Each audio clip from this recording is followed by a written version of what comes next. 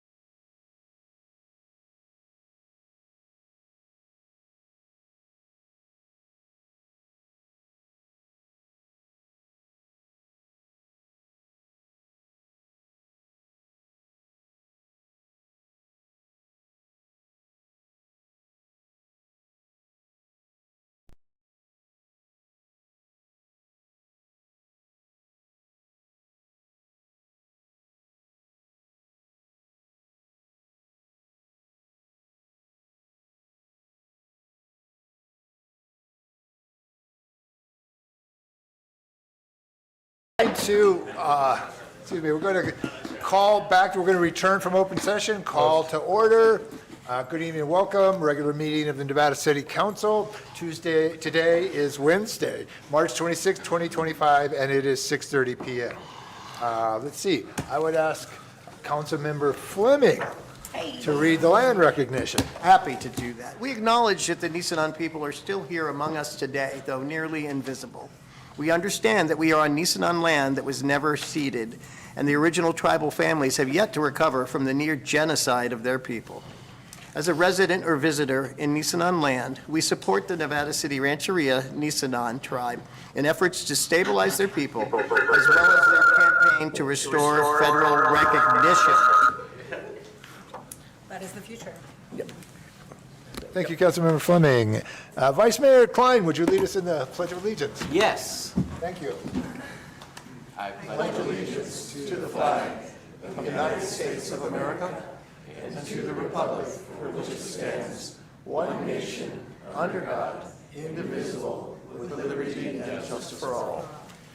Thank you very much. Madam Deputy Clerk, roll call, please. Councilmember Cece? Here. Councilmember Fleming? Here. Councilmember Fernandez? Here. Vice Mayor Klein? Here. Mayor Peterson? Here. All members here. Thank you. Mr. City Attorney, if you would report out on closed session. Thank you, Mr. Mayor. There were no reportable actions taken. Thank you. All right, so adoption of the agenda. Now's the time for any agenda modifications, any additional changes, pull consent items, or do we have any recusals to announce? Nope. Okay, looking for a motion to approve the agenda? I move we approve the agenda. Second.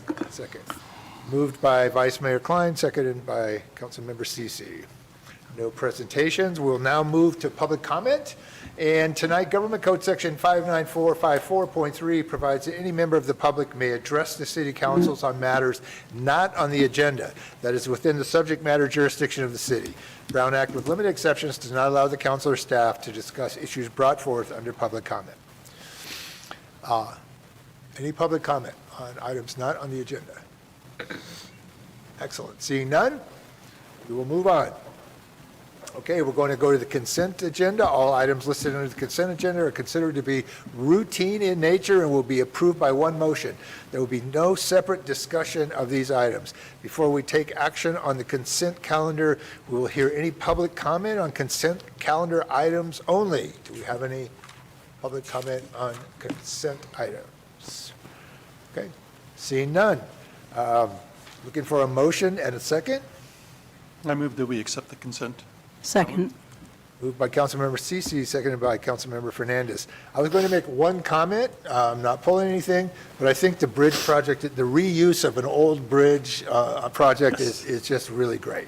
Recycling that old bridge, it's a beautiful project. It will connect the Clark Street area to the back of the National Hotel. Really old bridge, it was in the town of Washington, and we're going to reuse it. It's really great. So just wanted to comment on that. It's just such a wonderful thing. Thank you, Brian. Thank you, Brian. All right, so we got through that. So We do need to vote. yeah, we do need to vote, that's right.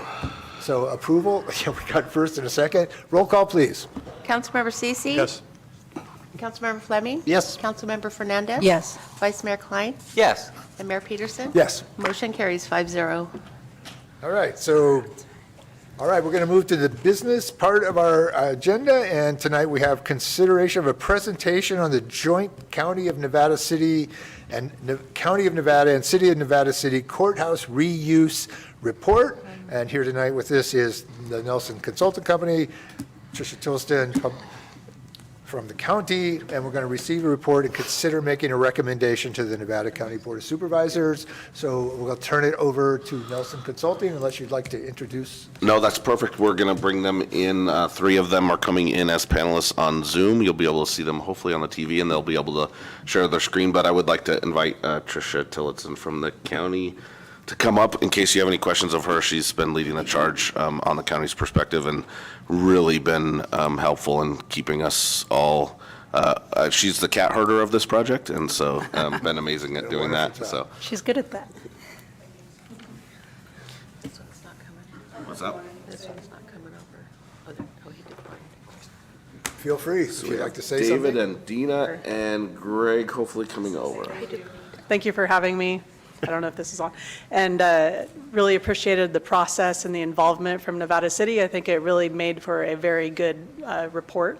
And we're pleased to have this presentation today and looking forward to moving forward with it. But happy to answer any questions. Thank you. It's been a wonderful process, really, really top-notch. Yeah. David, are you gonna kick us off? And if so, Can you hear me and see my screen? Yes. we can. We'll need Greg to accept the panelist invite if he's gonna speak. Okay, I'm going to do the speaking just for simplicity's sake. Perfect. And my name is David Crody. I'm an architect with Nelson Worldwide. I'm joined by my friend and colleague, Dina Belzer, who is here from Strategic Economics and was an integral part of this report. So what you're seeing here on the screen is the cover page for our report. It is 257 pages long. So hopefully everyone has gone to the bathroom and is comfortable, because this could take quite some time to get through. No, I'm just kidding. We will keep this at a very high level. Really guy funny, there, Greg, David. really funny. Funny guy. Greg or David? Okay, this is the table of contents. Essentially what you'll find the document holds is that we give an executive summary and a study overview. Then we go into pretty good detail just describing the process that the entire project went through. And then we end it at the very end, sharing our key findings and our recommendations. And then going forward is just another way of saying what we recommend the next steps are for the county moving forward with this project. And the appendix provides a lot more detail and statistics and wonky sort of information. We looked at this study in a couple very important ways. Primarily, one of the first things we did was a market analysis. And what a market analysis means is that we were looking at what actually could feasibly go into this building that best suits the community. We don't want to, for example, put in a restaurant if it's going to impact the existing restaurants, if that market is already full. So we looked at a very wide range of different potential uses for the building. And essentially what our market analysis came up with is that the housing market seemed to be the highest and best use for this site.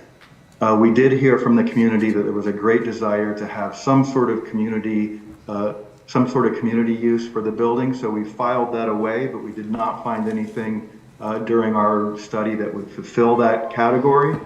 And we also just wanted to say that there is a possibility that a government user might move in, and that would be a great opportunity for this building. In addition to the market analysis, we look at the actual site itself and the buildings on the site in order to make sure that what the market can bear, that the site can actually accommodate that. And it was a give and take between the market analysis and the site and the buildings. And you can see that we really looked at a wide range of options here. On the left, you see we do something very minor to the existing buildings. And on the right, we take it all the way to the extreme, completely demolishing the site. And then, of course, in between, we look at all of the different gray areas in between.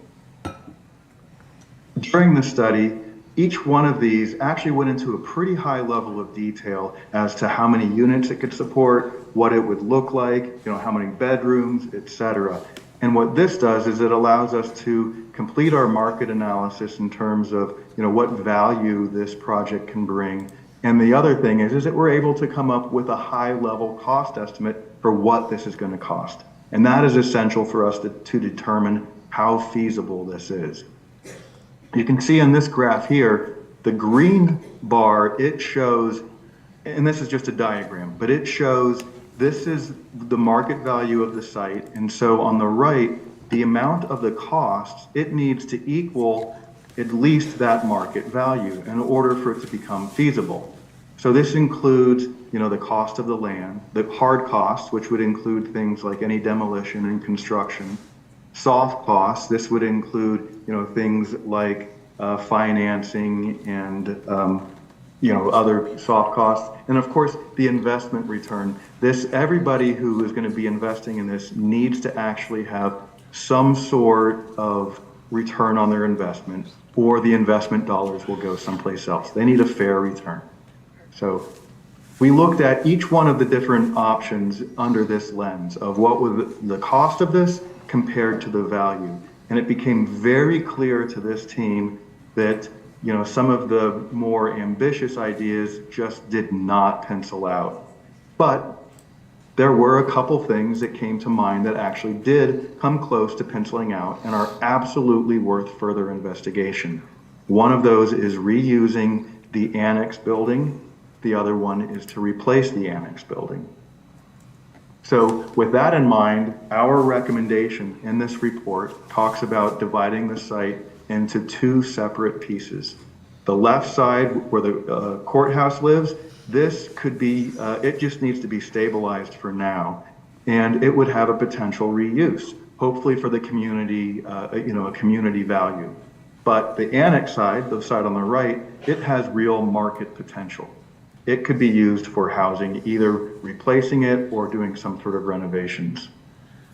So this is the recommendation that we make in our report. And we go to a little bit more detail. You can kind of see how this diagram would show a reuse of the annex building over in this area. We figure out how many units can fit into it and how to potentially reuse it. And then we also look at option B here is, you know, what happens if we demolish the annex building and start fresh? So these are two real options, and they also, in both of these options, they keep the courthouse, which seem to be have some real value to the community. So one of the things that I haven't highlighted yet, but want to make clear to everybody, is that this was very much a collaborative process that we went through. We had, you know, great leadership from the community, from Nevada County and from Nevada City. And we had multiple community meetings where we got feedback from the community in order to determine what the community thought would fit best within their neighborhood.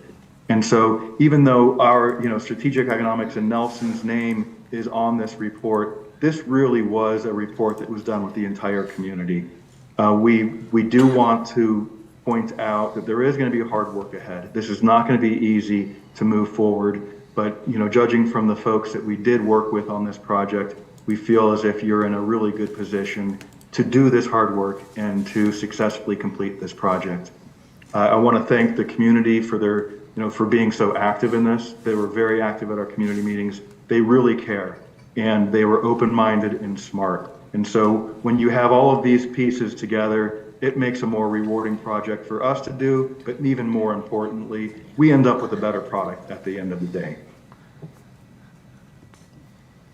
So that is our executive summary of what the report looks like. But like I said, it is 257 pages. It is just chock full of information. And so I encourage everyone to go through it. Thank you very much for the presentation. I just want to start, just a couple of comments. We've done a lot of public processes on situations like this. It's important to understand that this building is 5 years away from any kind of change that would happen. And this study positions us 5 years out to start to look at options. So it's really important to understand that we're looking forward with this plan. It was, I think, a very high quality process, a lot of the right questions.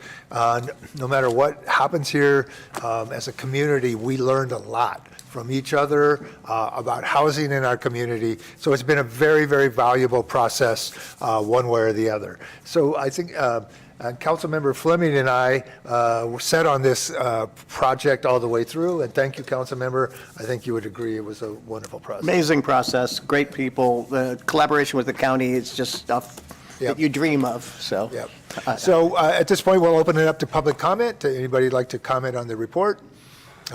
I would say to you that the entire report is available to you by going to our website and opening up tonight's agenda, and all 200 and some pages are there. We're doing a lot of fuel mitigation in our city, and I thought if we used that wood to print the paper out, that we could maybe make some progress. Any comments? Thoughts?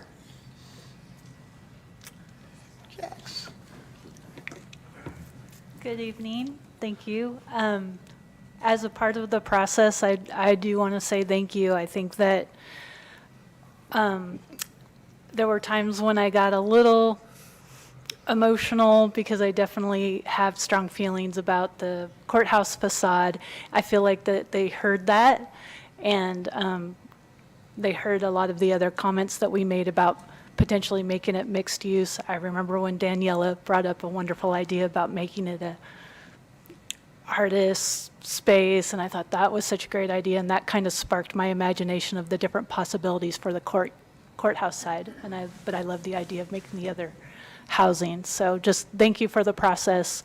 I enjoyed being a part of it. Thank you for your comments and your participation, because that's what we need. Anybody else? I will open it up to council members. Any comments? With the understanding that what we're here to do tonight is to recommend, to advise the county that we support this proposal. That's what we're here to do. Any comments, council members? I just, again, I'll just reiterate that it was a wonderful process, and I don't see any way we recommend adoption of this and the approval of this report. Others? No comment. I think it's a wonderful report. For me, the key thing is we need housing, we need downtown housing, and if that's an option, that's what we should pursue, in my view. Great, thank you. And the opposite of that is we don't need another empty building, massive empty building. Super grateful to the consultants. I think they did this in such a solid, fantastic way, and really appreciate all the community input. Excited for next steps. Yeah, and I think it's really important is, to understand that the city actually has no ownership of this building. It's split between the county and the courts, but the county invited us to the table as partners, as equals in this process, because they understand how important it is to this community. There's a lot of work ahead of us on this, but I think we're demonstrating that we're capable of doing some really amazing things. This will just be the next one in the queue. May I say that our investment in this place is its location. So we do not own it, but we do, it is in our space. So appreciate that invitation from the county. All right, so I'm looking for a motion to support advising the county that we support this I proposal. move that we support and advise the county on this recommended plan of action. How about that? I second. All right, motion by Councilmember Fleming, second by Councilmember Fernandez. Roll call, please. Councilmember Ceci? Yes. Councilmember Fleming? Yes. Councilmember Fernandez? Yes. Vice Mayor Klein? Yes. Mayor Peterson? Yes. Motion carries 5-0. Thank you, Nelson. Thank you all. Thank you, David. Thank you, Greg. Thank you, community, for all the. Thank you, all the Thank participation. you, Tricia. Thank you, Tricia. All right. Great work. All right, moving on. Let's see. Conduct a public hearing in consideration of ordinance 2025-01. Wow, first one. Ordinance of the City Council of the City of Nevada, State of California, adopting Amendment 2 to the development agreement by and between the City of Nevada City and Ganesh Group LLP. Thank you, Mr. Mayor. This is actually your city planner, Lisa McCandless's project. She's away on an emergency assignment somewhere in an undisclosed location in Mexico. The last item went a little faster than she anticipated, so she's running back to internet service as we speak. But it's actually a pretty easy one, so hopefully I won't mess it up too much. If she pops in, then she can correct anything that I've hit. But as you know, the Grass Valley Group moved here in 1985. I was 5 years old. You were 5 years old? All right. So, and I believe it was then Mayor Paul Mattson for his 72nd time as mayor that brought them here. Hi, Paul at home. But as part of the development, the city entered into a development agreement with the owners. In almost all circumstances that I've ever seen, in fact, all circumstances I've ever seen, development agreements end when the development ends. This is a unique project in that the development didn't end. It was intended to grow into something else. And over the years it did. The Grass Valley Group was sold and moved away, and then there was new ownership, and then there was other buildings built. And Chris Anderson is the owner of what we call the Tech Center now, specifically the Bodie Hive. That development agreement was split into two components, basically Chris Anderson's ownership interest and the other parcel's ownership interest through previous amendments of the development agreement. What's before you tonight in the development agreement amendment is essentially Chris and his team trying to address concerns that will allow him to do the things that he wants to do, but also do them in a way that protect both the city and his assets. So for example, there are activities that go on out there that he gets special event permits for entirely within inside of the building. You approved one tonight on the consent calendar. What this action does is it addresses that concern. So the development agreement would be amended to allow the conditional uses of the underlying zoning. The development agreement says, here's what you can do here. The underlying zoning is light industrial, but the development agreement says what you can do here is primarily employment center. Zoning. So it overlaps the two to a certain extent. You've modified these over time for the interests of both the city and the applicant. In this case, what it'll do is it allows the underlying zoning, light industrial, conditional accessory uses to be allowed within the development agreement. Now, the conditional uses will still be conditional uses, so he would have to get a conditional use permit. But, for example, to have a restaurant, bar, event center that you can skate in, let's say, hypothetically, something that he's never thought of out there. If you approve this development agreement through the ordinance process that we're going through, him and his team could come in and apply for a conditional use permit through the planning commission to have that restaurant, bar, event center, skating use. It would go through all the processes with us and the county, get permits, and then it would be permitted to do exactly what he is doing there. So I don't think anybody could have anticipated what might happen to that facility had the Grass Valley Group ever moved away, and I certainly know that it's been a challenge for Chris, but I think this is a very streamlined solution to address a concern of the council and staff about the use of the facility, as well as to allow him to do those things that are out there, and especially because it requires a conditional use permit to do conditional uses that are out there. Chris is with us tonight. If you would like to hear from him, this falls in line with the previous development agreement amendments that you've done relative to cannabis and the parcelization that have gone out there as well. The previous amendments to the development agreement are in the packet. Unique to this place, it was one of our first EIRs, environmental impact reports. We generally don't have big projects. It was also on the early days of CEQA, so the California Environmental Quality Act. So there's a lot of things that aren't covered in there. So one of the things that you would be doing in the action tonight, in addition to approving the development agreement, would be to ratify the CEQA for it. There's a third-party Rainey Planning and Management that did the CEQA analysis for it compared to the 1984 EIR. And so your finding would be that the project is determined categorically exempt from further environmental review, subject to CEQA based on the outlined information. Love to have Chris come up if you would like. Chris, would you like to speak? Your choice. I don't make anybody talk that doesn't want to. Hello, everybody. Good evening. So, yeah, right now the Economic Center, Employment Center, reduced a lot of the uses for the light industrial, kind of because Grass Valley Group didn't think that there was going to be a lot of uses besides what the Grass Valley Group was going to be doing. So this is just bringing it back, kind of opening it up, but like Sean said, it's still going to have to go get conditional use permits for any other uses, but it just brings it back from the pigeonhole of employment center, which is very, very just light manufacturing, some R&D, and so on. So we've kind of taken this little step by step by step by step, and just trying to make things a little bit more open, and so open up some uses so we can fill the place up. Great. Thank you. We'd like to see you filled up. And your planning commission did review this on March 20th last week and recommended your approval of the amendment to the development agreement and the underlying CEQA exemption. They did request one change to the draft ordinance. It is what is before you tonight. It was non-substantial in that it didn't actually change the operation of the development agreement, but specifically that it explicitly state that item 1, that childcare facilities are not allowed in the building that has cannabis use. That would not be allowed anyway, but it's helpful that it's clear in all documentation that is the case. That's And the only change? That's the only change, and it is in I what's assume in you're the okay ordinance with that before you. change? Yeah, As it's lawful.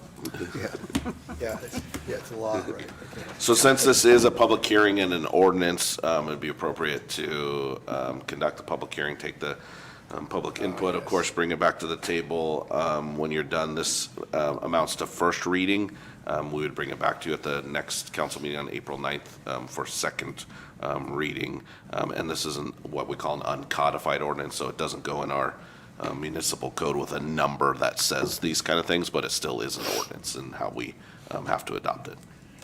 All right, thank you. I will now open the public hearing. Officially. Officially open the public was hearing. good. Public comment? Thoughts, comments? I will now close the public hearing. I want to make sure I got it right, Dee. I messed it up last time, and I try to keep this stuff straight. Opened and closed. Nancy kept you in line. Oh, it's Nancy, yeah, that's Oh, my God. You would have Oh, my been God. easier on me. Yeah. Not as good looking now. So, all right. So, council members, thoughts, comments? I'll go. I appreciate that this is getting done. I think staff will appreciate that this is getting done because Chris is a very, I think a visionary type of entrepreneur. And he has a lot of good ideas that have been, there's a skate park there, there's a roller skating ring now, there's going to be a kennel, there's 90 different businesses there. I mean, all kinds of things have gone on, and he's got bigger plans for things. So every time he wanted to do something, he would have to come to staff, and it would be a thing, and it didn't take a long time, and it would always get worked out. But this is a little bit more streamlined. It's going to make things make more sense. It's going to really codify the uses out there and what's going to be able to be done. I think that you all know that we have a vision for the tech center to be more of a city center at some point, and Chris has this vision, and we're well on our way to executing that. And so I'm really excited to support this. I'm really excited it got done. He had to hire a contractor and make this thing happen. And in the consideration of the fact that he has put so much investment into our city to help us and help, his businesses thrive, I think this is the least we can do is amend this development agreement and keep the party going. Okay, thank you, Doug. Other comments? If I may. I think this is less about the person or the place and more just about a zoomed out, like this is the kind of agility and flexibility required of local government to better meet the needs of the times. As there were limitations and regulations previously, as we couldn't imagine what would happen in the future, we are required to pivot and adjust, and I'm happy to do that as local governments, as a local government in ways that make sense for our community. Thank you, very well stated. I think the increase in efficiency and efficient use of staff alone makes this a worthwhile thing, but I think we have a wonderful partner in Chris in executing it. Streamlining is the thing that's most positive for me. Just save us all a bunch of time, save Chris some time to do what's next.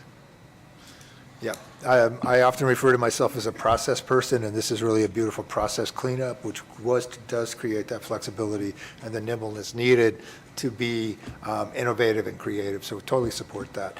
So I am looking for, let me get this right here, I'm looking for a motion to find the development agreement amendment exempt from further California Environmental Quality Act review, hold first reading, waive reading of ordinance in entirety, read by title only, and schedule for second reading and adoption on April 9th, 2025. So moved. Second. Did I get that right? Perfect. Or do I need to read the title? I was going to do it for you. You can do it, Mr. Mayor. Go ahead. Ordinance 2025-01, an ordinance of the City Council of the City of Nevada City, State of California, adopting Amendment 2 to the development agreement by and between the City of Nevada City and Ganesh Group LLP. Thank you, Counselor. So moved. Motion by Councilmember Fernandez, second by Councilmember Fleming, second by Councilmember Fernandez. Roll call, please. Councilmember Ceci? Yes. Councilmember Fleming? Yes. Councilmember Fernandez? Yes. Vice Mayor Klein? Yes. Mayor Peterson? Yes. Motion carries 5-0. Thank you, Chris. And Lisa did get online and texted me that I only messed it up partly. She'll correct that when she gets back. But otherwise, we appreciate her getting all this done. And have a mojito for us. Sunscreen, Lisa, sunscreen. I'm sorry, Yeah. margarita. That's cute. So I I do have a note at the bottom. My agenda says the council will take a break after item 10. That was item 10. I believe that means after item 11. So should we proceed with 11? Yes, We have the time? proceed with 11. Yep, Let's get great. closer So, to September. item 11, really important, this is very important. A proclamation declaring April 2025 as Child Abuse and Neglect Prevention Month in Nevada City, and a special event request for the Pinwheels for Prevention Project. And I'm going to go ahead, Great, if Julia's here or anybody from, welcome. If you want to do the proclamation, Mr. Mayor, and then we'll do the special event application I'll go ahead and read the separately. proclamation. Okay, whereas in federal fiscal year 2023, around 3.4 million reports were made to Child Protective Services nationwide, and whereas child abuse and neglect is a serious problem affecting every segment of our community, and finding solutions requires input and action from everyone in our community. And whereas our children are most valuable resources and will shape the future of Nevada County, and whereas child abuse can have long-term psychological, emotional, and physical effects that can have lifelong consequences for victim of abuse, and whereas protective factors are conditions that reduce or eliminate risk and promote the social, emotional, and developmental well-being of children, and whereas effective child abuse prevention activities succeed because of the meaningful connections and partnerships created between child welfare education, health community, and faith-based organizations, business, and law enforcement agencies. And whereas communities must make every effort to promote programs and activities that benefit children and their families, and whereas we acknowledge that we must work together as a community to increase awareness about child abuse and contribute to promote the social and emotional well-being of children and families in a safe, stable, nurturing environment. And whereas prevention remains the best defense for our children and families. Now therefore be it resolved that the City Council of the City of Nevada City Council proclaims April 2025 as Child Abuse and Neglect Prevention Month in Nevada City, and urges those who live, work, and play in Nevada City to recognize this month by dedicating themselves to the task of improving the quality of life for all children and families. Beautiful, beautiful. Thank you so much. I'll introduce myself. I'm Nicole McNeely. I'm the Executive Director for Child Advocates in Nevada County, and I'm also a member of the Child Abuse Prevention Council for Western Nevada County.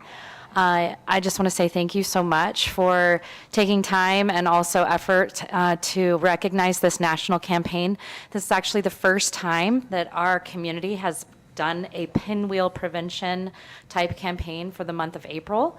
So I'm very honored to be a part of that. All of you should also be very honored to be a part of that. And I love knowing that we're all standing up against child abuse in our community.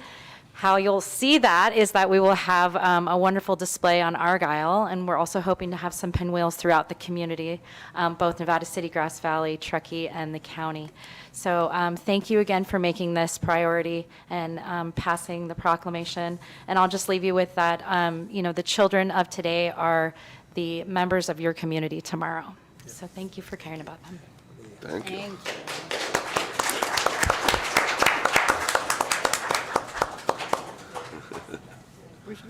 And she left us some pins that we'll have to wear Oh, next yes. month.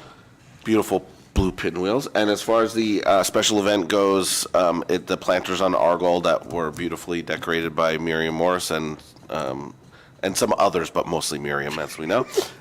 That's where the pinwheels will go. We're also contacted by the district attorney's office who wanted to participate. And so with your permission, we'll just add to that special event application the tree wells along Union Street and Main Street on either side of the district attorney's office there, where the pinwheels could be at the base of those trees, be relatively out of the way, but still be highly visible. And I'm sure there'll be other ones that come up, but each year we'll do this bigger and better. And that is what the application for the special event is that's in there. Excellent. Thank you, Nicole. Thank you. All right, so any public comment on specifically the special use permit or the event permit? Council members? Nicole, yes, I am honored to be a part of the Pinwheel Prevention Project, so thank you. I don't blame you, I would too. None of us blame you for leaving, We want to live sometimes. but we are honored too. Thank you so much. Other comments? Yeah, I mean, I've said it before, we live in a city with preponderance of nonprofits that do great work, and this is one of my favorite ones, and I'm really proud that this is the council that's starting this, and hopefully it'll go off into the future. Yeah, I'm a big fan of Nicole McNeely's. She used to be the executive director of the food bank, and now she's the executive director of CASA, which is an amazing organization, just absolutely amazing. She's done amazing work there, and bringing this kind of stuff here is just another sign of how good you are at that, getting the recognition that this issue needs, because we don't talk about it, but it happens everywhere, and it's really awful. So thank you. Councilmember Ceci, you good? We have many, many, many really important issues on our agenda tonight, but just my heart's with you. So thank you. Thank you very much. Thank you. Okay, now I'm going to go. You can Please. I think we need to take a vote here. Please. Roll call, please. Councilmember Fleming? What's a roll call for? You have to say what it's for. The special event permit. Okay. You need a motion. I move we approve and authorize the special event request per the submitted application. I'll I second second. that. The mayor was so choked up that he forgot to ask for a motion. Sorry, that's a big deal to me. Now we can have a vote, sir. Now, Now we can, we have, what am I oh my voting gosh. on motion? Okay, we have a motion by Vice Mayor Klein and a second by Councilmember Fleming. Roll call, please. Councilmember Ceci? Yes. Councilmember Fleming? Yes. Councilmember Fernandez? Yes. Vice Mayor Klein? Yes. And Mayor Peterson? Absolutely, yes. Thank Motion carries 5-0. Nicole is already on the freeway. All right, she's home. We are going to take a break for a few minutes, and then we'll be back in, 10 minutes? Can we do it in 10, 15? We said 7:30. We said 7:30. Should we wait till 7:30? I think we're counting on people to show up. Well, we can wait till 7:30. Yeah, I apologize. I Okay. think that's what was promised. Are there events past the resolution that we could bring forward? Right? This is why we pay you the big bucks. That's right. I think that was Lou. I think it was Okay, so there's only one, right? Yes, There's only one. and I'd be happy to do that one. So we are going to. We're not breaking after all. We're not You going lost to the room. break. We're going to, okay, excuse me, let me get you back. You gotta talk to me I about don't do so good. Let me get you back here. Sorry, we were, That's the problem. we confused ourselves. All right, Ladies and gentlemen, the mayor is speaking. don't do that. That's what the vice mayor does. That's his Okay, work. so what we decided to do, because there's, out of respect of everybody's time, we do have one item that we can move forward, and then we'll get everybody to 7:30, and those who are expected to get here, just trying to take care of business here. So we're going to do item 14. which is consideration of, is a really monster one, but we're going to get it done. Consideration of a purchase and sale agreement by and between the Nevada County Cultural Preservation Trust, a California nonprofit corporation, doing business as Miners Foundry Cultural Center and Nevada County Cultural Preservation Trust, a California charitable trust established December 11th, 1989, registered January 2nd, 1990, also doing business as Miners Foundry Cultural Center, and the City of Nevada City for acquisition by city of certain real property at 325 Spring Street, Nevada City, County of Nevada, State of California, APN 005-140-038-000, as described in the agreement, a memorandum of understanding between County of Nevada and the City of Nevada City, and Resolution 2025-12, a resolution of the City Council of the City of Nevada City, California, accepting a grant deed for the purchase of real property located at 325 Spring Street. Boom! I missed that. Can you say that again? Mic drop, mic drop. I did look it up. It is the longest title we've had so far. But the recommendation is pretty short. It is. So, as a council, and probably those watching at home in the audience know, in February of this year, the city council approved a lease agreement between the city and the Miners Foundry Cultural Center, appointed Mayor Gary Peterson and Councilmember Lou Ceci to a newly established Miners Foundry Cultural Center City Committee. The lease was really a temporary mechanism to allow the city and the foundry to work together to allow the foundry to continue to exist while the city worked through the process of acquiring the asset, understanding both the asset and its liabilities, and ultimately to dissolve the trust and the nonprofit.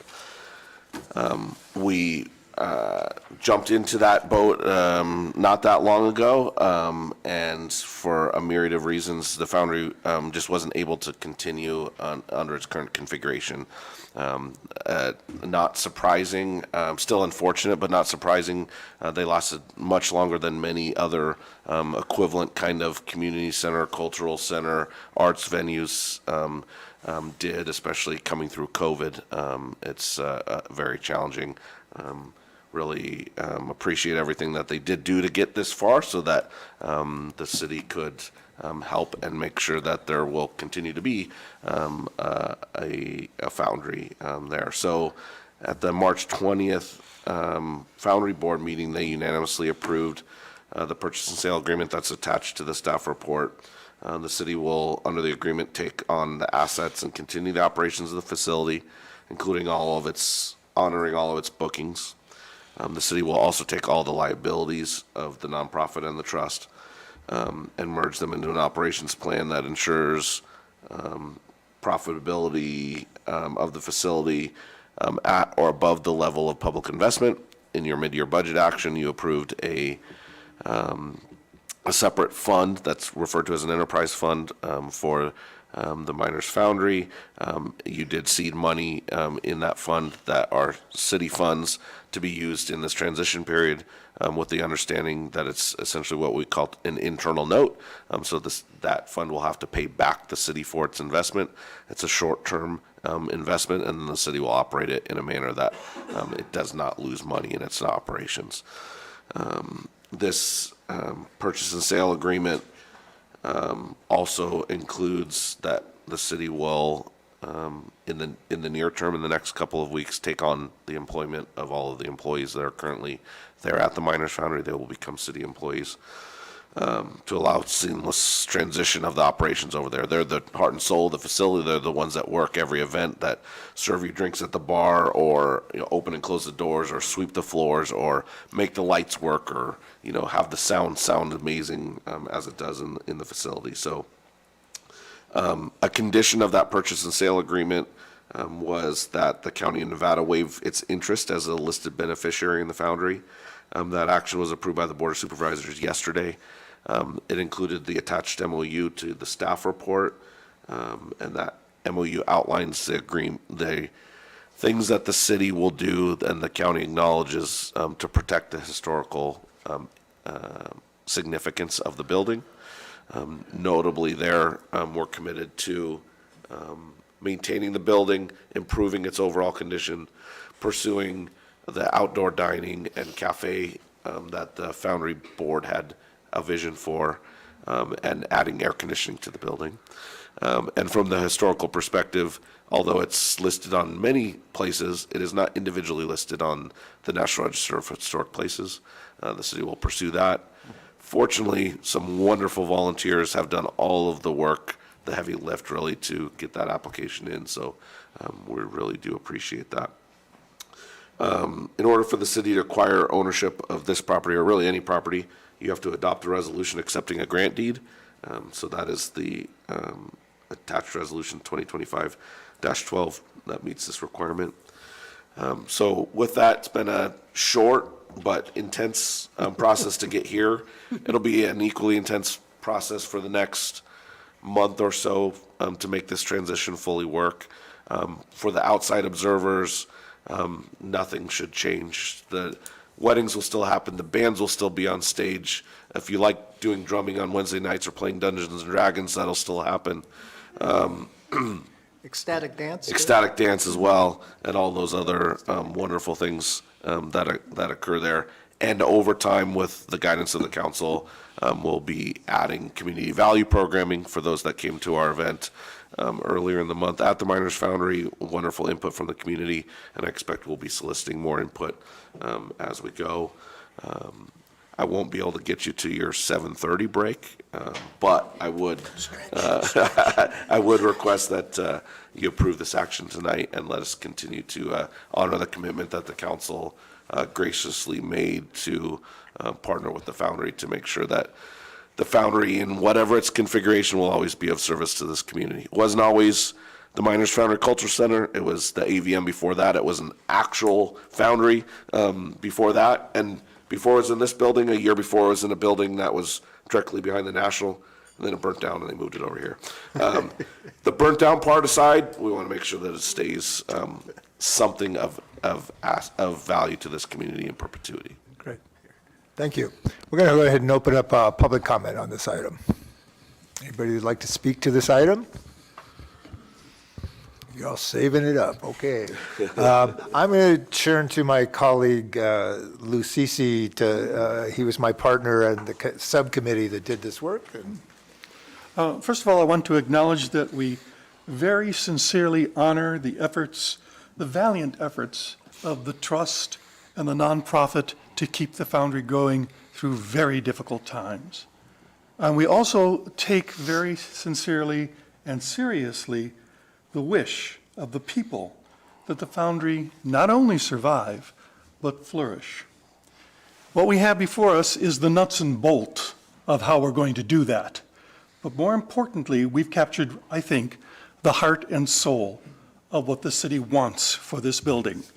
And we are eager to see that through. Beautiful. Councilmember Cece, I would die to be as articulate as you are. Thank you so much. Who else? Former board member would like to speak? I've said this before. I just think that the way things were going wasn't going to end well for the Foundry, and now they will never end for the Foundry. Because we almost had another zombie building in our hands. And so, I just really want to commend staff, and especially Lon, trial by fire. He just got here and he got thrown into the mix. And in a record amount of time, I'm sure there's some records broken here. They got these agreements done, they did all the due diligence necessary to get done, and still ran the city without any major hiccups, as far as I know. So thank you to the Foundry Board in working through this process. It was an arduous process, and I think it's all going to be worthwhile. So, Thank you, Councilmember. Yeah, I think, this is not something the city asked for, but we graciously received this in our laps. I am super grateful to Lon and Sean. That's kind of annoying. Lon and Sean, Assistant City Manager and City Manager Lon Peterson and Sean Grayson. Thank you so much for the time and the hours and the energy you put into this. And also super grateful to my colleagues, Mayor Peterson and Lou Cece, for taking on this task as a committee. And really grateful to the community who continues to show up about this, and we had a great event a couple weeks ago. 100+ people showed up to let us know that they care about the Foundry and they care about the future, and they are invested in this place, not just in its past, but in its future. So super excited at the possibilities of the city and the Foundry. Thank you all. I want to thank city staff, Jonathan, Lonathan, the Foundry staff, the Foundry board. Like, this fell into our laps, and it's suddenly this crazy heavy lift that you guys have been doing. But we're going to save this building that's super important to me as someone who grew up here. I've been a groomsman in that Foundry. I've given my worst and best wedding toasts in that space. I have been James K. Polk. I have been Harry S. Truman in that building. Why have you not been JFK? It's a whole thing, Daniela. We'll get to it later. Politics.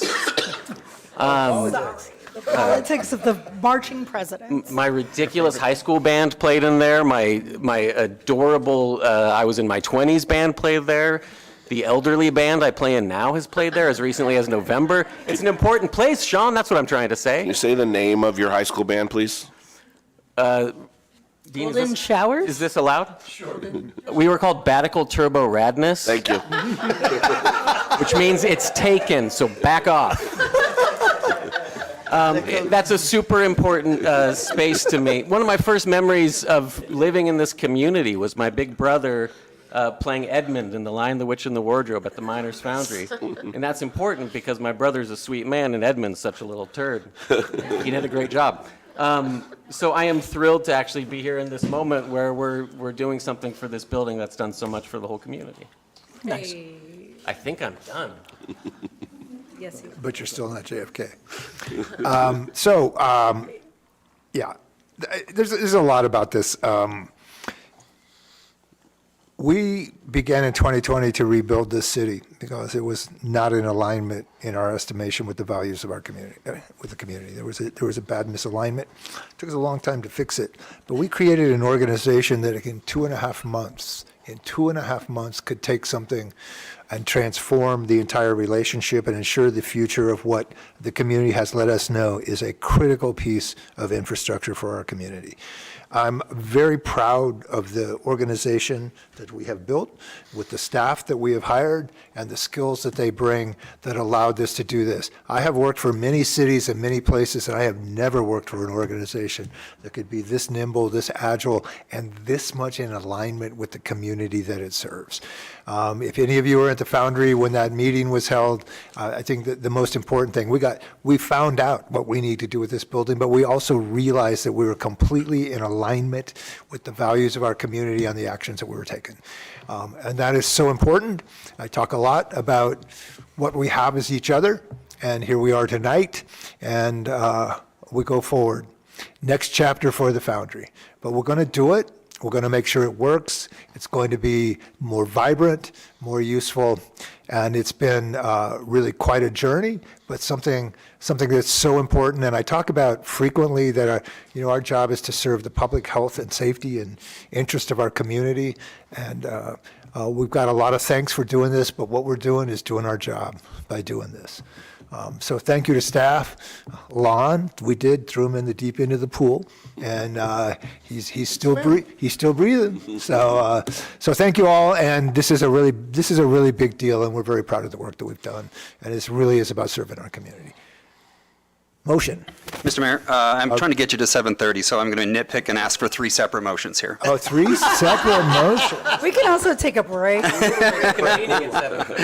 We'll take a break. Okay, so I'm looking for a motion to, it just says approve the agreement and adopt the resolution at the bottom, but that's not good. Okay. I'm going to get a little more nitpick here. Okay. Thank you. Okay. It's important, right? Yeah. So first one would be the one that says one. The purchase and sale agreement. Purchase and sale agreement. I'm looking for a motion to approve the purchase and sale I agreement. move that we approve that. I'll second that. Moved by Councilmember Fernandez, second by Councilmember Fleming. Fleming. That's my name. Roll call. Nice guy. Nice to meet you. Councilmember CC. Yes. Councilmember Fleming. Yes. Councilmember Fernandez. Yes. Vice Mayor Klein. Yes. Mayor Peterson. Yes. Motion carries 5-0. Looking for a motion to approve the memorandum of understanding between County of Nevada and City of Nevada City. So moved? Second. Moved by Councilmember Cece, seconded by Vice Mayor Klein. Councilmember CC. Yes. Councilmember Fleming. Yes. Councilmember Fernandez. Yes. Vice Mayor Klein. Yes. Mayor Peterson. Yes. Motion also carries 5-0. And there's a third one in there? Resolution 2025-12, a resolution of the City Council of the City of Nevada City, California, accepting a grant deed for the purchase of real property located at 325 Spring Street. So moved. Second. Moved by Councilmember Fernandez, second by Vice Mayor Klein. Roll call, please. Councilmember CC. Yes. Councilmember Fleming. Yes. Councilmember Fernandez. Yes. Vice Mayor Klein. Yes. Mayor Peterson. Yes, we Motion freaking did carries it. 5-0. Yes. Hey, 5-minute break. All right, we're going to take a 10-minute break. We'll be right back. How you feeling? 10 minutes. Hey,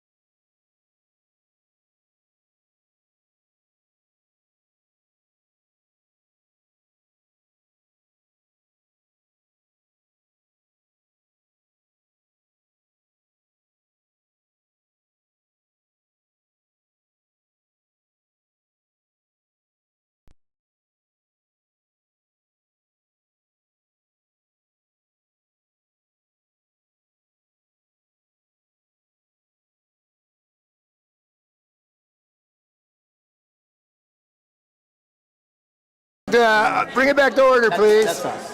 Yeah, I guess that's fair. Okay. I changed my So- mind completely. Okay, if we can get your attention here, we're going to Gavel? start There's a with, gavel. we have three resolutions tonight. No? No? Hello? How's that? Louder? Louder? I mean, I can be really loud. I mean, it's usually a problem. Do it. Okay, we have three resolutions tonight. We're going to take the first two together, and Sean's going to introduce those, and we'll speak about those, and then we'll go to the third resolution. Thank you, Mr. Mayor. On March 11th of this year, the Town of Truckee Town Council adopted two resolutions. The first was opposing the local impacts to forest health and wildfire mitigation that will result from federal funding and staffing cuts to our public lands. And the second was opposing the local economic and social impacts that will result from federal funding cuts. Through staff, the town offered to partner with regional government bodies, not just in this county, but adjoining counties, to adopt their own similar resolutions, and for the resolutions to be collected under a cover letter and delivered to our federal elected officials. We've scheduled at least one of those dates now, and we're working on a couple of other dates to share these resolutions as well. The resolutions that you have before you are similar to the Town of Truckee's, but tailored specifically to the impacts in Nevada City. Obviously, we're in the same county, but East County has some very different situations than West County does sometimes. But for example, the U.S. Forest Service Tahoe National Forest headquarters right here in Nevada City, just across the highway from us. Those folks have some pretty profound impacts from what's going on right now, and you'll see that's what's been listed there. Those are 300 of our local community members that live and work and play here in Nevada City, but also are stewards of our federal lands. So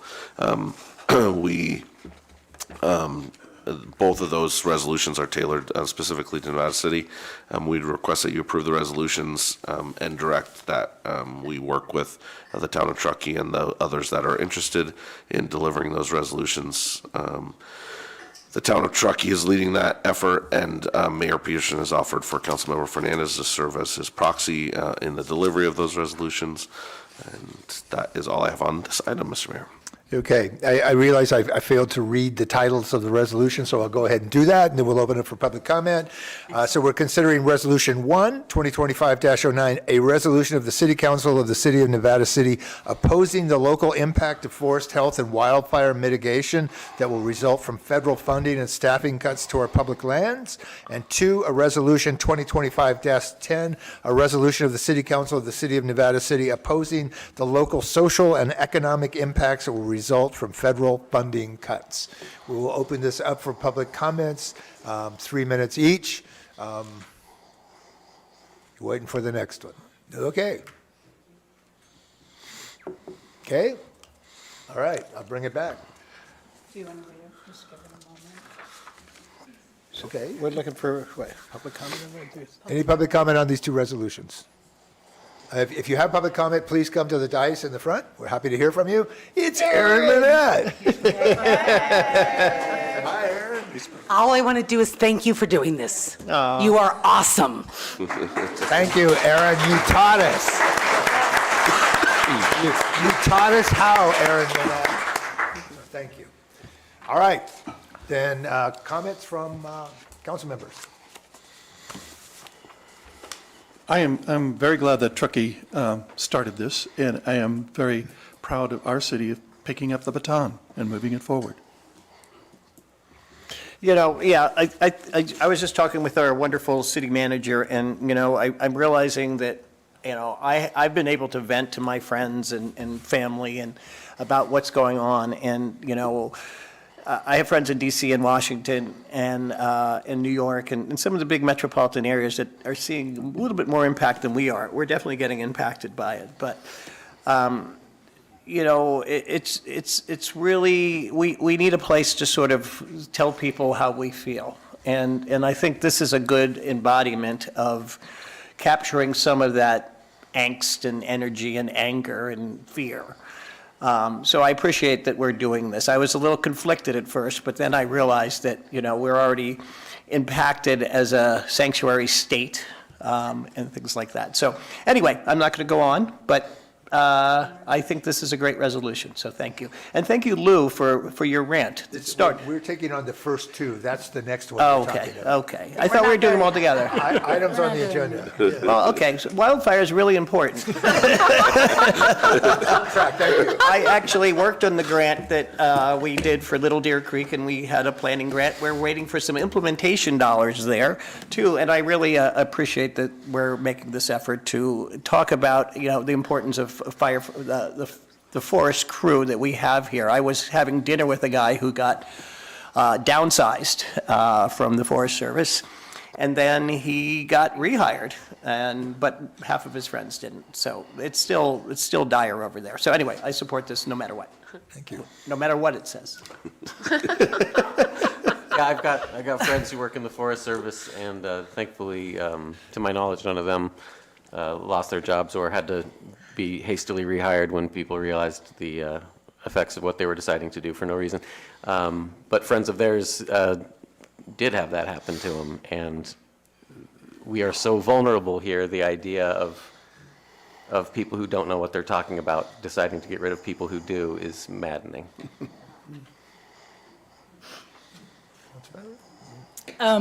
I think in addition to wildfire mitigation, the second resolution here is the local and social impacts of federal funding cuts. And I think, oh goodness, where do I start? I have a feeling that this is going to be the beginning of our response to a lot of things coming down the pipe. And we've heard in the last year and a half on other issues that, that's a geopolitical issue. That doesn't affect our community. That doesn't affect our community. These things do affect our community, not just in wildfire mitigation, but the social and economic impact. I think the last time I checked, 28 people in our parks in National Forest were laid off. And that means a lot, not for wildfire mitigation, but also for homes and families. And also we have a number of nonprofits in our community that rely on federal funds, and there's a lot here. And so I'm really proud as a council we're taking this up. I'm super grateful to Courtney Henderson of Truckee, the town of Truckee, for really advocating for this. And my understanding is she's traveling up and down the state and through our congressional district to get broad support. Again, like Sean said, so we can deliver it specifically to Congressman Kiley to say, hey, this is where your constituents are. So I'm happy to be taking that to him, and I bet you guys are happy I'm the one taking it to him. And that's it. Okay, a couple things. First, because I want to explain this just a little bit, because I have to always answer to my wife, and when she asks very pointed questions, I need to be able to answer them. But these are questions that are broader. And what is different in this resolution than what we faced last year?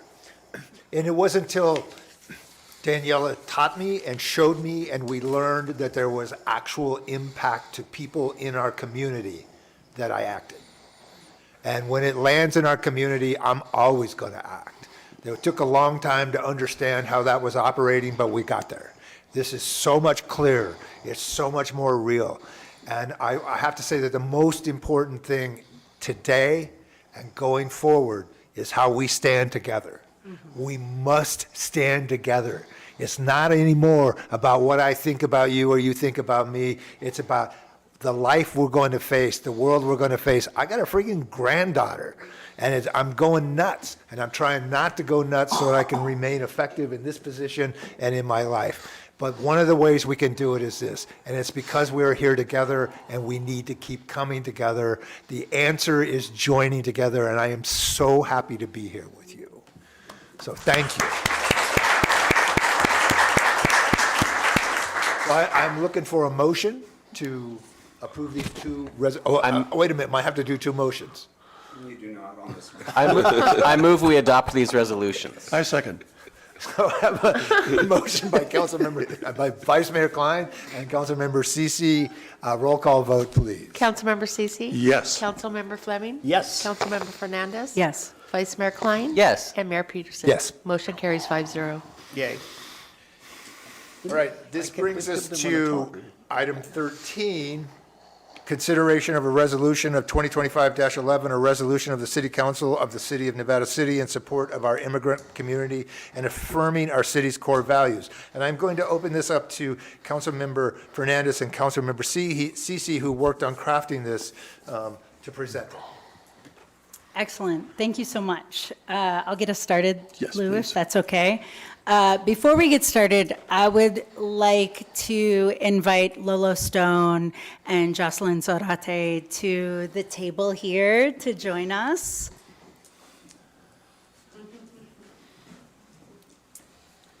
Thank you so much. Welcome. This was one of the easiest, quickest processes I've experienced in local government, and it happened like this. About a month and a half ago, I got a really relieving and delightful email from our Chief of Police, Dan Foss, and our City Councilor, Dean Pucci, about the city's stance on dealings with immigration and customs enforcement, and how we will and will not spend city resources. And I was so relieved to get that email, and I thought, okay, this is great. And then at our last meeting, Zach Collins, hey Zach, hey, in the back there, whom I really appreciate and respect as a community voice and organizer, gave a public comment specifically about how we might support immigrants and undocumented people in our community. And it got me thinking a bit more. And then later in the meeting, my colleague, Councilmember Lou Cece, gave a self-proclaimed rant about the disappearing of people in our country, including Mahmoud Khalil and others, and just the dangers of what could be potentially happening. And all three of those things happened, and I thought, okay, if Lou and I can craft something, then that's great. Everybody else should join with us if Lou and I can craft something. And so I approached Lou and I said, Lou, do you want to craft something? And he said yes, and we moved really, really quickly. And Lou offered some language, and I talked to Zach because Zach's offer during his public comment was, there are people in the community already organizing, and if you would like to join us, I invite you to reach out to me. And so I did. And he gave me the name of Lolo Stone, which I already had heard and known as an immigrants' rights advocate in the community. And we reached out, and with the words of Lou Cece, combined with the words of Chief of Police Dan Foss, combined with the words of Lolo Stone, combined with the inspiration and stories of people like Jocelyn, we crafted this resolution, and I'm super proud of it. And I would love to make space for Lou and the chief and Lolo and Jocelyn to speak to that. Nice. I don't have much more to say other than the rant. I grew up in an era when we were taught the Bill of Rights.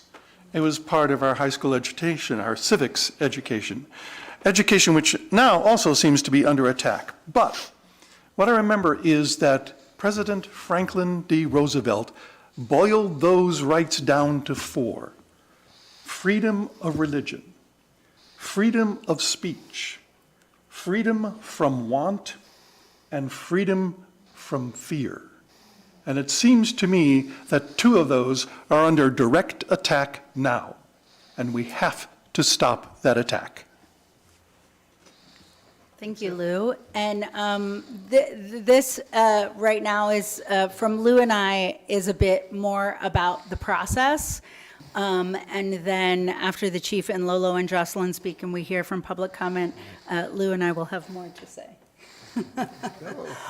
Chief, hi, welcome. Hello, thank you, council member.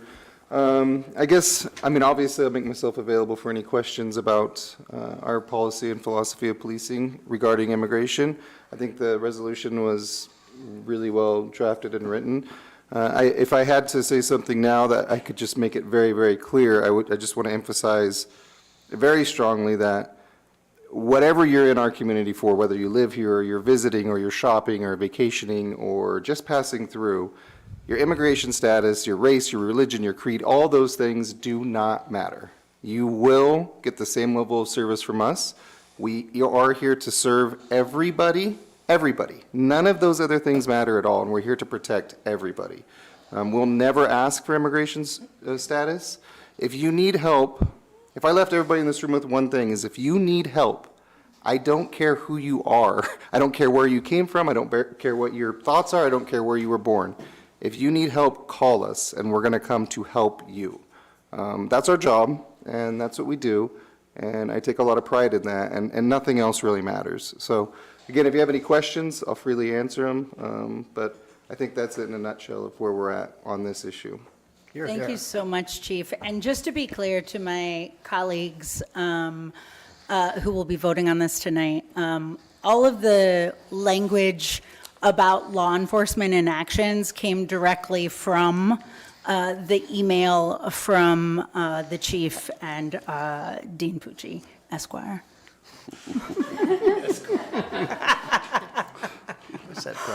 Lolo, Jocelyn, hello, welcome. Hi, thank you. I'm going to start us off. I have something prepared. I usually go fly by the seat of my pants, but I've got something prepared for you all. I'm Lolo. I'm a resident. I am a certified immigrant advocate. My full-time job is in immigration justice. I'm a longtime organizer, and I'm a Color Me Human board member as well in Nevada County. I've spent years working with immigrant communities across the country, especially in rural and under-resourced areas like ours, places where immigrants are essential to local economies and community life, but often live unseen, unprotected, and unheard. I've worked with legal service providers, faith leaders, and organizers across the country, and I've sat directly with families trying to navigate a system that is designed to exclude and punish them for simply trying to survive. And now we're facing one of the most dangerous and dehumanizing moments in my lifetime and in my recent memory. We have an administration that is wasting no time bringing back some of the most inhumane and racist immigration policies we've ever seen. Mass deportations, family separations, indefinite detentions. He's using words like vermin and invaders to describe immigrants, language that is rooted in white supremacy and designed to normalize violence. This is not just rhetoric, it is a strategy. It is working, and we're seeing consequences. Just a few weeks ago, a Nevada City preschool quietly delivered care baskets, diapers, food, personal items to immigrant families in our community who were too afraid to leave their homes. Not because they did something wrong, but because they fear that stepping outside would result in being detained and deported. That fear is being fueled by a federal administration that has also terminated programs that once provided legal support to unaccompanied children. Thousands of kids, some as young as 6 years old, are now facing immigration court alone. No lawyer, no trusted adult, no protection. That is the kind of cruelty we're up against. Here in Nevada City, immigrants are not just passing through. They live here, work here, raise families here. They are farm workers, caregivers, business owners, artists, students. They are an essential part of the fabric of this community. Official census data says about 10% of Nevada City's population is foreign-born, but we know that census data is unreliable, and that number is far too low. Undocumented residents, mixed-status families, and people with limited English access are often undercounted.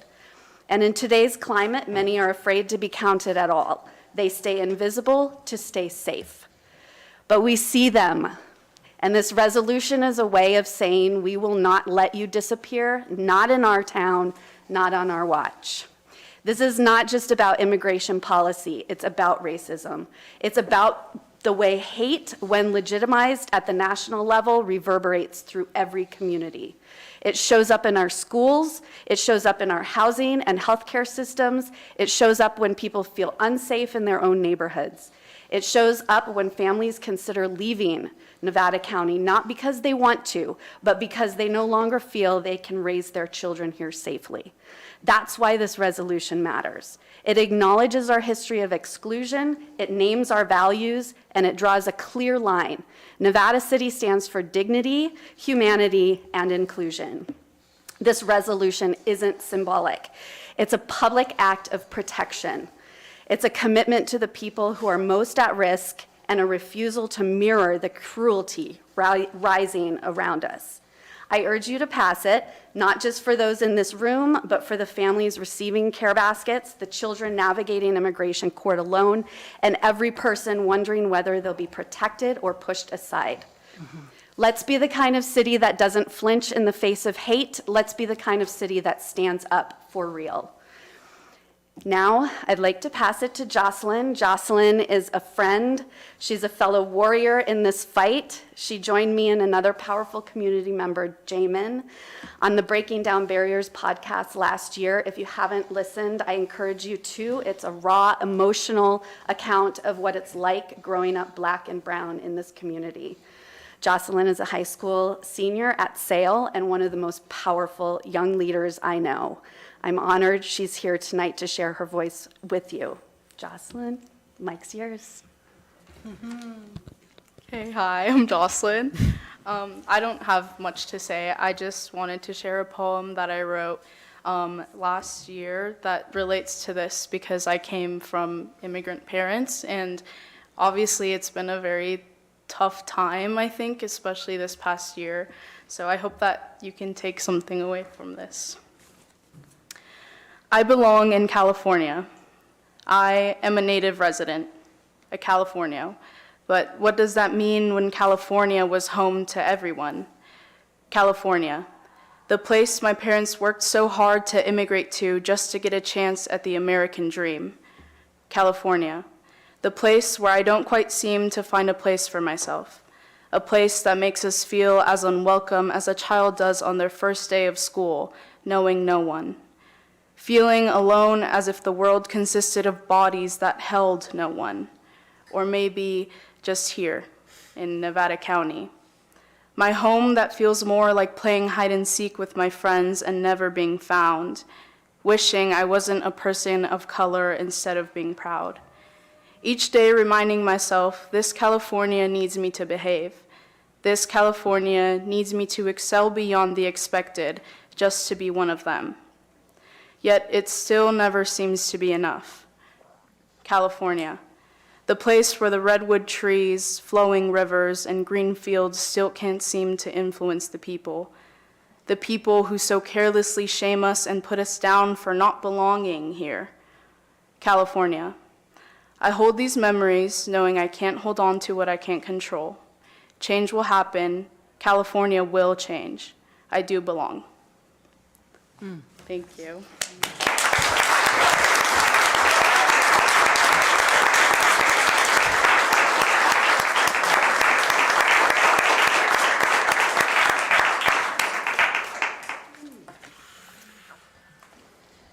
Thank you all so much. Thank you, Jocelyn, for rooting this in this place. Because I've heard from people in the last week, why are we doing that? This doesn't belong here. And I think that is a wild and ignorant misconception. So thank you for that. And thank you, Mayor, for allowing us to voice this piece. And before we go to public comment, I'm going to read the resolution so we all know what we're speaking to in its entirety. So this is resolution number 2025-11. A resolution of the City Council of the City of Nevada City in support of our immigrant community and affirming our city's core values. Whereas the City of Nevada City is committed to fostering a safe, welcoming, and inclusive community where all residents, regardless of background or immigration status, can live, work, and participate fully in civic life without fear. And whereas the City of Nevada City acknowledges that its past includes policies and practices that contributed to exclusionary and discriminatory treatment of immigrant communities, including Chinese, Japanese, and other immigrant groups, reflecting broader national policies such as the Chinese Exclusion Act of 1882, the Asian Exclusion Act of 1924, and the executive order which established Japanese internment camps for both immigrants and U.S. citizens, policies which we now recognize as unnecessary, unjust, and cruel. And whereas while the City of Nevada City did not create these federal policies, historical records indicate that local sentiment and practices mirrored the exclusionary attitudes of the time. And we recognize the need to acknowledge and learn from this history to ensure that community activity works towards justice and inclusion today, and that all residents, regardless of national origin, immigration status, or economic background, are treated with dignity, fairness, and respect. And whereas recent federal immigration enforcement policies, including mass deportations and detention practices, have disregarded or deliberately ignored their harmful impact on families and community cohesion, as well as the labor market, commerce, and trust in public safety, health, and education. And whereas the current policies, as implemented, have been undertaken without careful or systemic regard for protecting the constitutional rights, including due process, equal protection under the law, and protections against unlawful detention, affecting not only immigrants, but all residents who interact with public institutions. And whereas the people of Nevada City have stated and repeatedly affirmed through their 2022 to 2027 strategic plan the values of embracing and promoting diversity, a commitment to community as a whole, and support for and commitment to a safe, just, equitable, diverse, and inclusive Nevada City. And whereas the mission statement of the City of Nevada City dedicates us to, quote, providing quality public services for our current and future residents, businesses, and visitors, end quote. And whereas diversity is a strength of the City of Nevada City community, and policies that promote inclusion and trust contribute to public safety and well-being of all residents. And whereas local government plays a critical role in ensuring that all residents feel secure in accessing essential services, including healthcare, education, and emergency assistance, without fear of discrimination or immigration-related consequences, as fear of such consequences can prevent individuals from reporting crimes, seeking medical care, attending school, or engaging with public institutions, leading to broader negative impacts on community well-being and economic vitality. And whereas trust between the community and local institutions, including law enforcement, is essential for effective public safety and community resilience. And whereas the City of Nevada City recognizes that immigration enforcement is a federal responsibility, and under California law, including the California Values Act, SB 54, local law enforcement is not required to enforce federal immigration laws, nor use local resources for such purposes. And whereas the City of Nevada City is committed to upholding the California Constitution, which guarantees equal protection under the law and the due process rights of all residents regardless of immigration status. Now, therefore, be it resolved that the City Council of the City of Nevada City affirms the following commitments to fostering a safe and inclusive community. Number one, the City of Nevada City shall ensure that all residents have access to essential city services, resources, and programs without regard to immigration status. Number two, city employees, including law enforcement officers, shall not inquire into the immigration status of individuals accessing services or engaging with city departments unless required by the law.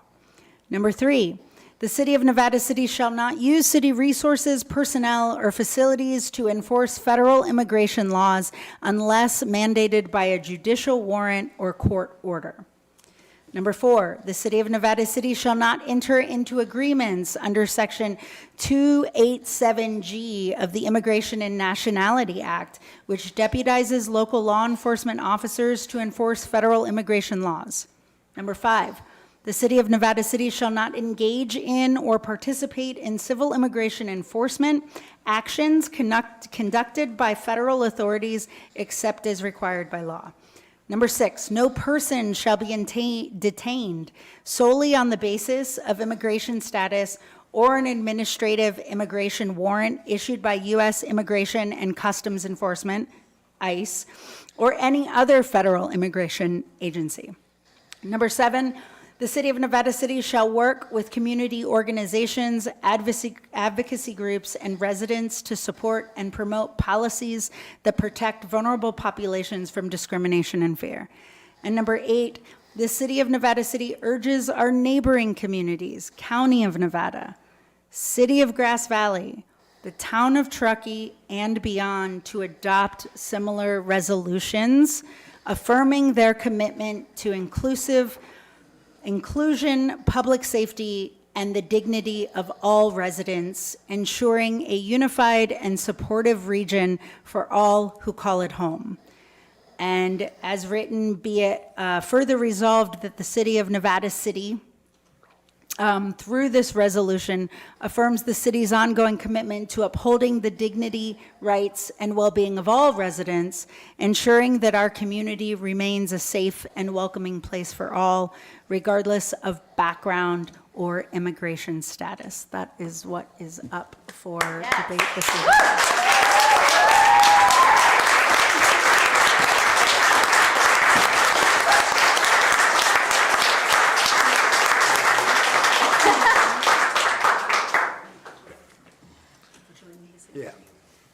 Lolo, Jocelyn, thank you so much.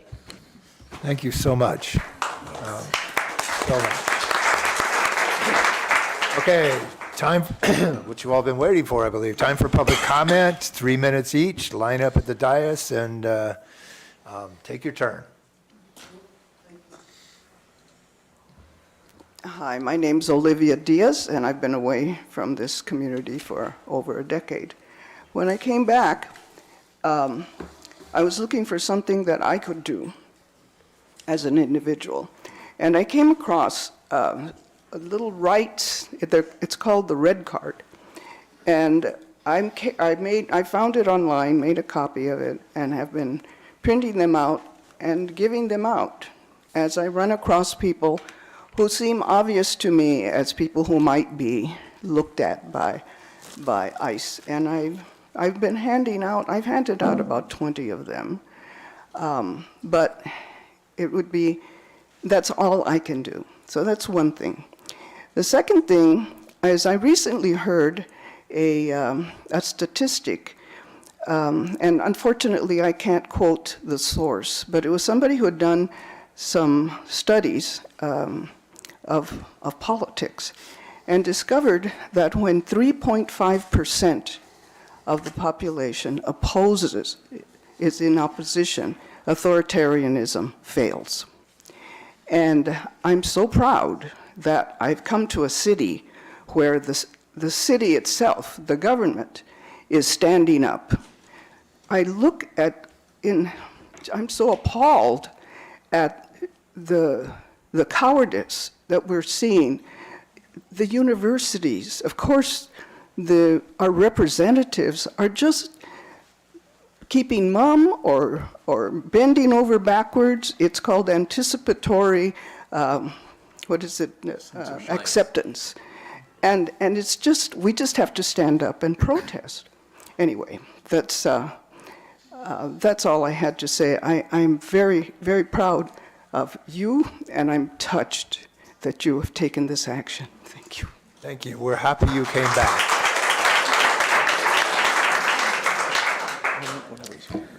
Hi, my name is Jax. I'm a resident of Nevada City, and I want to say thank you to Zach, who did bring this to my attention initially, this issue.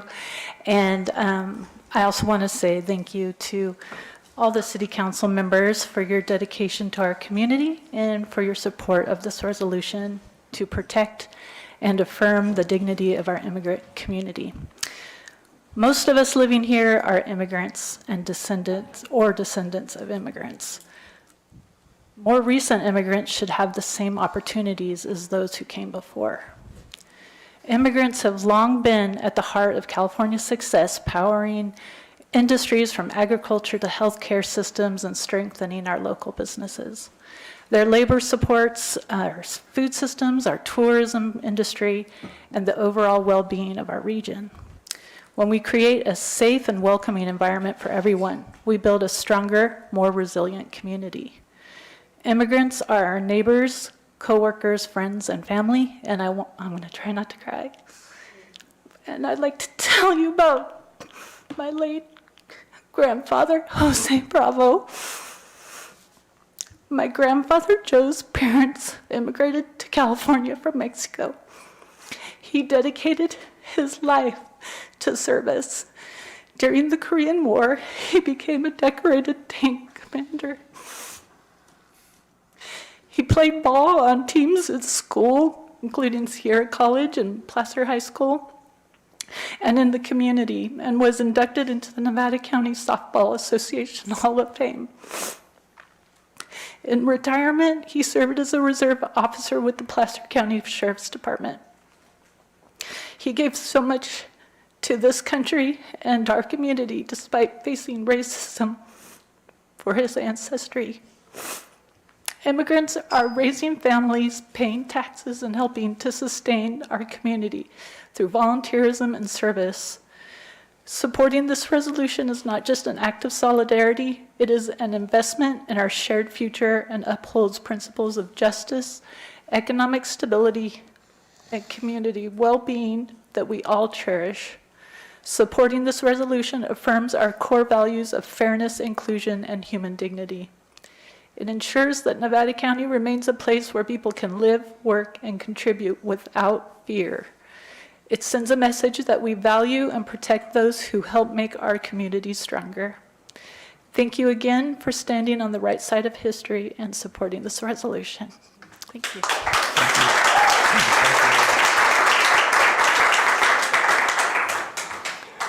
I'm Bill Drake. I lived in Nevada County for 35 years, and I'm speaking on behalf of Creating Communities Beyond Bias, a 501c3 in Nevada County. And I'm here to thank you for your wisdom and your courage in creating this resolution. I've studied it carefully. There's nothing I can add to it, particularly in its support that you haven't already written into it or that people haven't shared. So thank you so much for that, and thank you for your selfless service to our community. Thank you, and thank you for your work.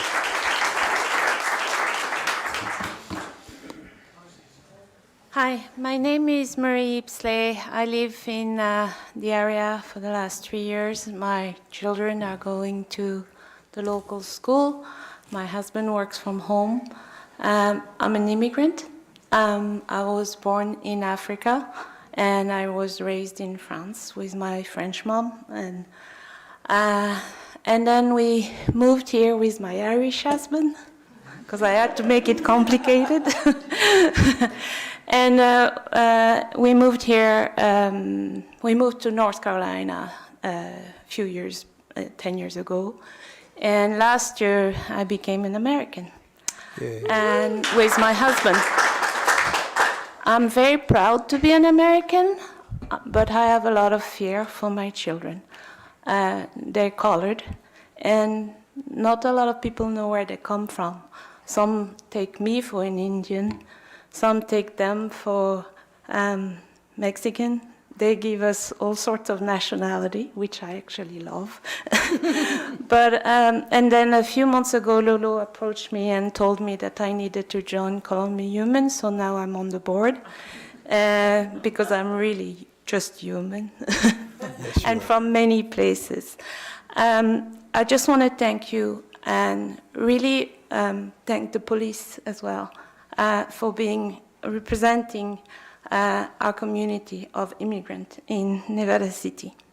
Nevada City Council will be voting today on a resolution affirming its commitment to inclusion, public safety, and the dignity of all residents, regardless of their immigration status. And for that, I cannot thank you enough.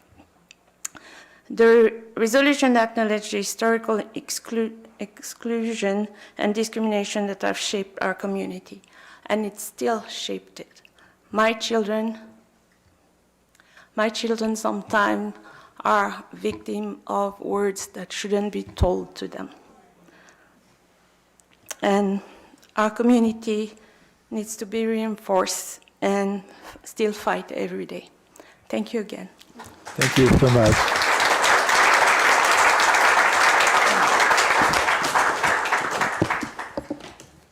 Hey guys, yeah, I just wanted to come and say how much I appreciate the language in this resolution and how quickly this just all came together. It's really important, and it's really great to see. And that, you know, this is an extremely important first step. And as many of us here know, the Department of Homeland Security is currently operating way out of the already cruel established legal framework for immigration and free speech and all the other things they seem to be policing now. And local and state governments' pushback is making a difference, and the judiciary is making a difference, but I think many of us know that it will not be enough to tackle this. So there is a lot of important work going on outside of this council, and I just wanted to invite anyone who is here in support of this and is able to reach out to work on this. So please, if any of you, just talk to me after. And you know, there's lots of work to do, and there's lots of wonderful groups doing it. So I would appreciate that, and I really appreciate you guys. Thank you. Thank you, Zach.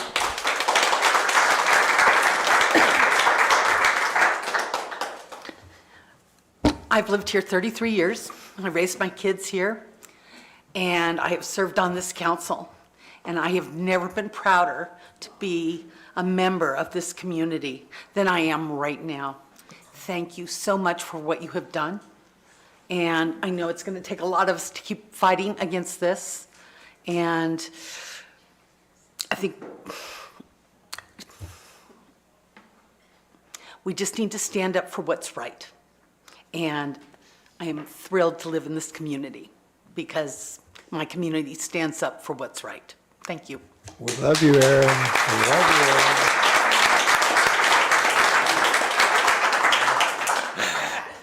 Jeffrey Gottesman, Peace and Justice Center. This is a true story about a Nevada County family, immigrant family.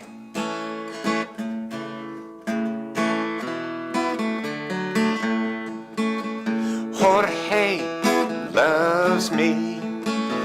He's the daddy of my Anna and Steve, celebrating our 8th anniversary. But he can't get a green card, though he's married to me. My folks came legally, 'cause they were escaping socialism, not right-wing tyranny. So I became a citizen, though I didn't speak English until I was 10. Jorge's from Salvador, Parents brought him to escape the dirty war. No papers, Dad worked 2 shifts on a landscape crew. Jorge's not legal, though he's been here since 2. Won't you help our family? Tell your congressman we're your enemy. Millions of kids who grew up here can't be safe, have to live in fear. Jorge was valedictorian at San Jose State in 2001. Works when he can as a tutor at home. Can't get a real job, pays his taxes though. He could go back to Salvador, but he can't return as my husband for. The law says he was here illegally. Doesn't matter that he's married to me. If Jorge's picked up on Shattuck Avenue, he'd be deported to a country he hasn't seen since 2. Our family would be broken apart. This kind of hatred doesn't come from your Savior's heart. Won't you help our family? Tell your congressman we're not your enemy. Millions of kids who grew up here can't be safe, have to live in fear. Jorge loves me. He's the daddy of my Anna and Steve. Celebrating our 8th anniversary, but he can't get a green card though he's married to me. Thanks, you rock, for putting this resolution on. Who timed that, Who timed that? This won't be that creative. Tough act to follow. George Olive, Banner Mountain, longtime resident. Here representing myself and South Yuba River Citizens League, where I'm the what is that called? President of the board. Circle, which is what we call ourselves, has a hardworking Justice, Equity, Diversity, and Inclusion Committee. And a set of us are here. We want you to know we stand in solidarity with you guys and very much appreciate your putting this resolution together. We will do our part. Thank you.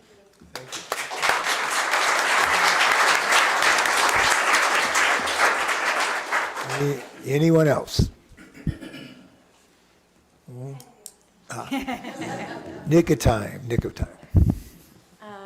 Hi, good evening. Lindsay Bellows, local resident for 10 plus years. Thank you so much.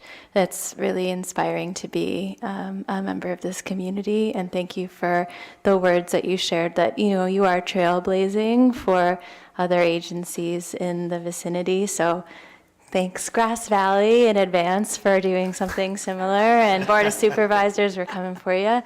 I did want to lift up a comment that struck me, which is that a day will likely come in the maybe not too distant future where these words will be put to the test. And just to remind what we already know is that there are actors and so-called even law enforcement agencies at the federal levels that are acting above and beyond the law and above and beyond what's right for citizens and non-citizens, but just protect the dignity and the rights of all beings. And we're going to be, asked to really step up and revisit these commitments and enforce them with everything we got. So thank you, and I'm here with you in the fight, and let's protect our community.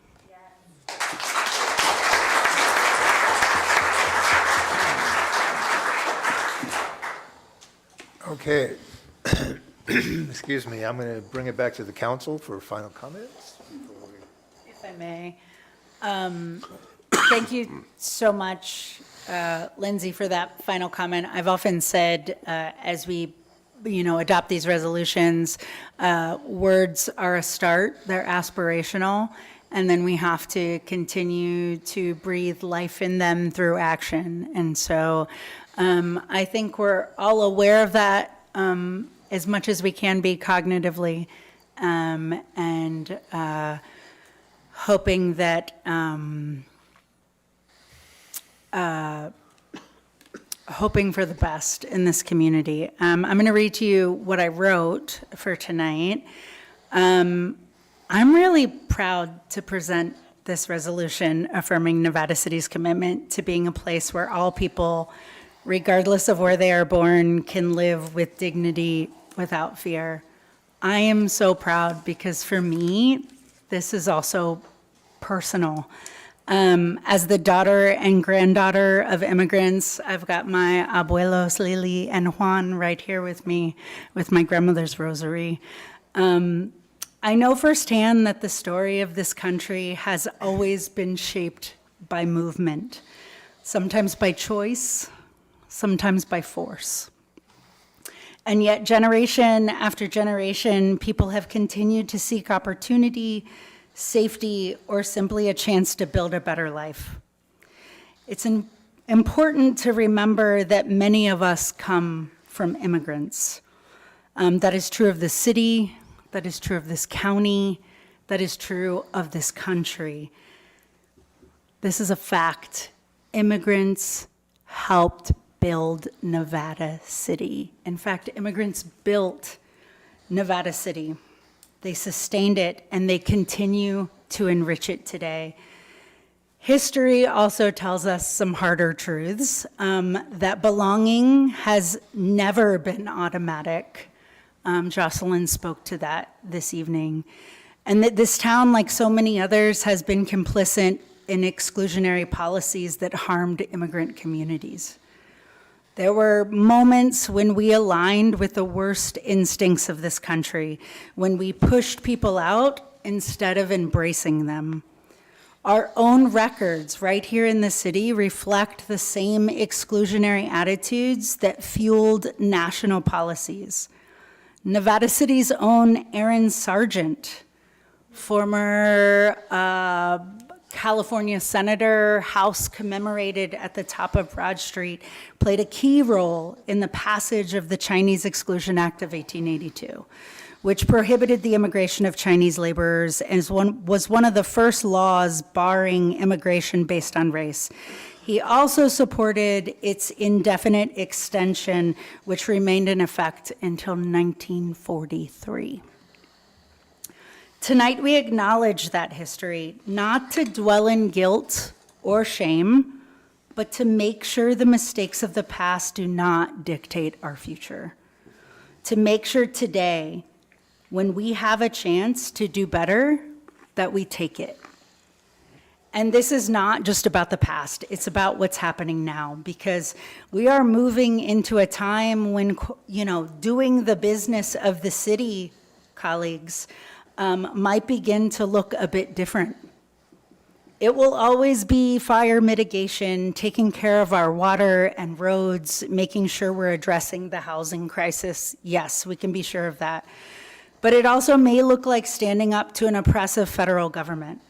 It may look like making sure that within our jurisdiction, all people, regardless of immigration status as well as other characteristics, are treated with fairness, dignity, and respect. Because at the end of the day, this is more than just policy. It's about who we are as a people, as a city. And it's about what the Constitution actually says, right? Not just our state constitution, the federal Constitution. Our federal Constitution, the Fifth Amendment, guaranteeing due process, and the 14th Amendment, granting equal protection under the law, does not talk about citizens. It talks about people. And if that foundational document, which we all of us, swore an oath to uphold, recognizes the rights of all people, then so should we. So I urge my colleagues to join me in supporting this resolution, not, as Lolo stated earlier, as a symbolic gesture, but as a clear commitment to justice, to inclusion, and the values that should define Nevada City today and into the future. Thanks, y'all.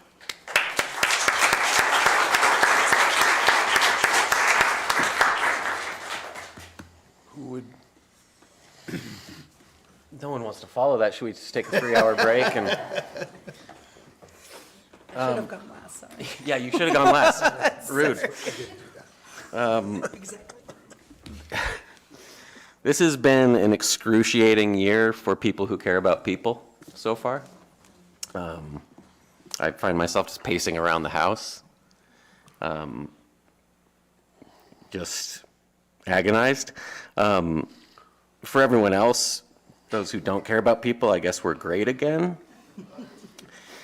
I've lived here a long time, and the presence of immigrants here has never caused me harm in any way, shape, or form. So I get livid when I hear immigrants being described with dehumanizing language, which is, it's intentional. Talking about them like they're inhuman, like they're vermin, animals, or billionaires.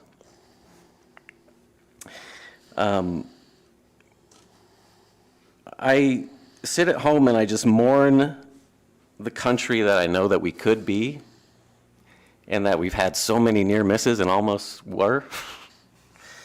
But I'm not home right now, I'm here, and so I'm fortunate enough to get to support this important resolution and thank my colleagues for bringing it to us and the community for clearly supporting it.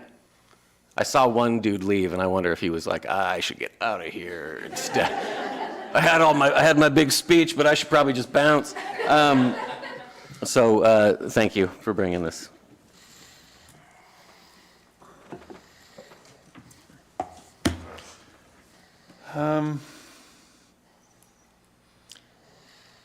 In dark times, we see the light in each other.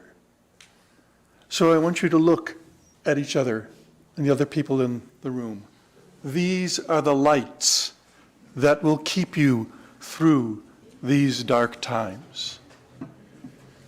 Let us make no mistake about what the administration currently in charge is trying to do. It's not trying to control immigration, it's trying to spread terror. Because terror is internal. Do not internalize that terror. You are here in a community that supports you. If you are an immigrant, I'm not going to tell you not to be afraid, but I am going to tell you, be cautious, be alert. Take a card and look to the light, because we are here. We are here.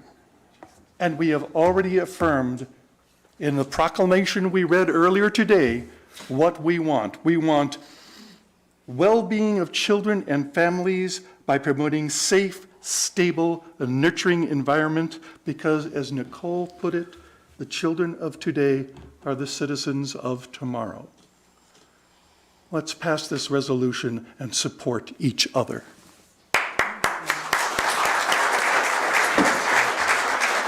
Councilmember Fleming, would you like to follow that? I can't follow you guys. You guys are so good. You know, this one thing that's, first of all, thank you guys for bringing this up, letting people have their say. Thank you all for your comments and your participation. It really means a lot to us. The thing that I'm really sort of upset about is the fear. I mean, we've talked about it. You framed it as terror. You know, I've been afraid. You know, we've all been afraid, but I don't know what it's like to live in fear of going out of my house, you know, not being able to go to the store, not being able to go to school. I mean, I can't even fathom what that's like. And that we have citizens that are having to have food delivered to them because they're afraid to go out because they might get rolled up is just unheard of in this country that we have that's supposed to be about freedom. So I happily support this, and you know, I just wish that we could do more to alleviate the fear. Thank you, Councilmember. So much. come from 5 generations of Westerners on my mother's side, but my father's side were Dust Bowl immigrants. And Jocelyn, your poem about California has all the questions I could never answer either. But I hear you and I see you and I stand with you. And I understand what you're saying. This place that could offer us all so much. I don't get it sometimes, I just don't. What I believe is that 90% of what all humans need, every human need. Common ground. We all need love, we need shelter, we need safety, we need food. All of us share that. But we start our conversations with the 10% differences and then fight to the death. And I understand that. I understand that. But what I do understand is living in a community. Because it's one of my great lessons of growing up in the West. We have all these images of strong men and heroes, and the people will save us and make us great again. But the truth is, in the West, if you don't have a community, you die. We have to be together on this. It's been said so many times by all of us, but here we are together. And again, I think of my friends here in Nevada City who I've known that have lived here for 40 years, and you ask them why they're here, it's because it's a real community. That we're here together and we care. I have a long background in local government, serving many, many councils. I don't think I'd serve in any of those cities on those councils. But here, I would serve this community. I'm honored and privileged to serve this community. And I'm privileged to work with this quality group of leaders that are so willing to stand up and say this. And I think we really mean it, you know. So thank you all for being here. There's a lot of work ahead of us, but I think we're going to get there. We're going to get there. I always believe that. So thank you. Looking for a motion. I'd like to give you that motion. I move that we pass this resolution, please. I second that. Roll call vote, please. Councilmember Cece? Yes. Councilmember Fleming? Here, yes, yes. Councilmember Fernandez? Yes. Vice Mayor Klein? Yes. Mayor Peterson? Yes. Motion carries 5-0.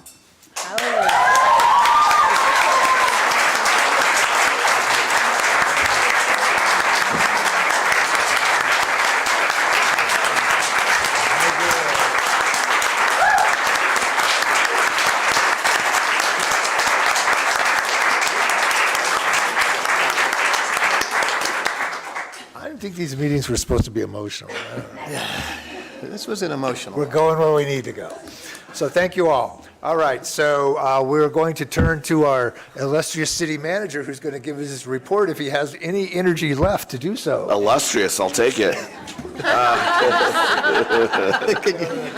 Bring that guitar back here. I know it has felt like summer already, but we're going to get another atmospheric river here. Okay, we could just hold it a little bit. We got to wrap this thing up, okay? Just if we could keep it down a little bit. You're welcome to leave. Just Thank you for coming. I love her.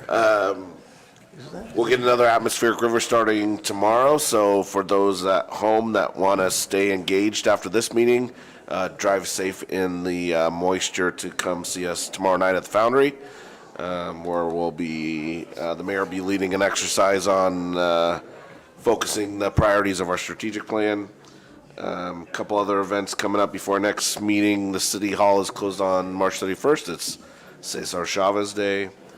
April 1st, this is not a joke, even though it is April Fool's, the Community Services Committee meets talking about where we are with the skate park. So love to see folks here for that. And then April 2nd, our Public Arts Commission meeting, where they'll be taking on some other cool activities. And with that, before my voice goes away, I will leave it there.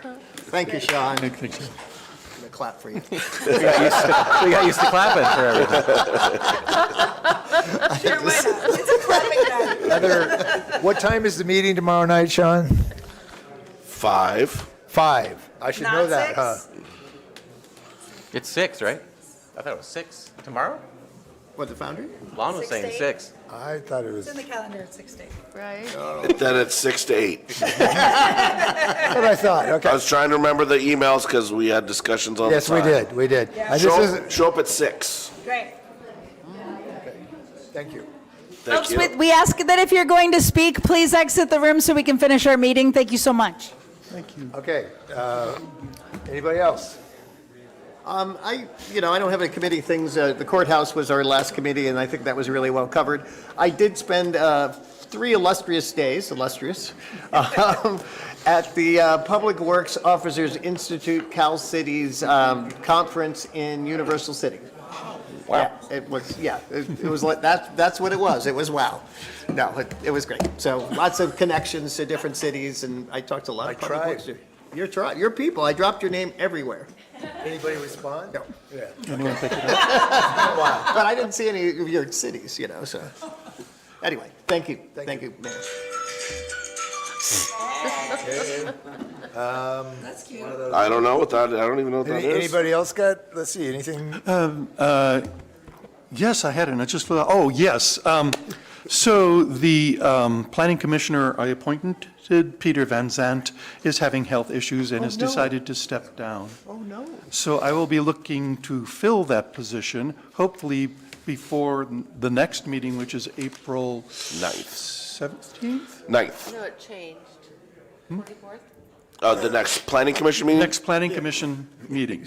So if you are interested in becoming a planning commissioner for the rest of Peter's term, which is 1 year and 3 months, I think, please see me or submit your information to Sean, and he will get it to me. And then on a personal note, I leave in about 10 hours for New Orleans. Conference. Temps brûlé. Yes, and I will be participating in a memorial service for Felice Picano, the gentleman I told you about at the last meeting. Wow. Well, I'm sure you'll have something eloquent to say there. His words. His words. Oh, beautiful. I was going to say, in case it's of interest, the first Thursday of every month, I go to the ERC meetings, which are held in Grass Valley. At 7:30. At 7:30 a.m. These are public meetings. If you need something to do Thursday at 7:30 in the morning, the topic this time will be of great interest to absolutely everybody, which is fire insurance. Wow. And again, public meetings, there will be folks from the insurance industry there, as well as Supervisor Hall will be speaking as well on that subject. 7:30 on Thursday, I will see everybody there for an equally packed house and enthusiastic reception to everything said. Thank you for holding it down. Uh-huh.